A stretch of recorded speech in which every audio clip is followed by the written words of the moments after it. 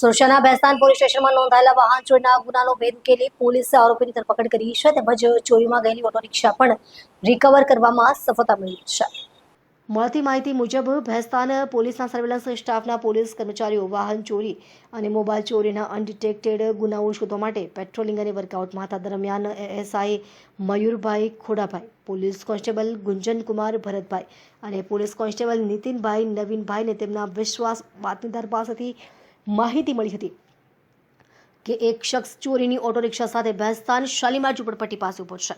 બાતમીના આધારે પોલીસે તાત્કાલિક સ્થળ પર પહોંચી આરોપી અમીર ખાન પઠાણને ઝડપી પાડ્યો હતો। તેની પાસેથી મળી આવેલી ઓટો રિક્ષા અંગે પૂછપરછ કરતા તેણે 22 જૂનની રાત્રે ભેસ્તાનના સિદ્ધાર્થનગર વિસ્તારમાં જાહેર રોડ પરથી ઓટો રિક્ષાની ચોરી કરી હોવાની કબૂલાત કરી હતી। પોલીસે ચોરની ધરપકડ કરીને ગુનામાં ગયેલી અંદાજે ₹85,000ની કિંમતની ઓટો રિક્ષા રિકવર કરી છે।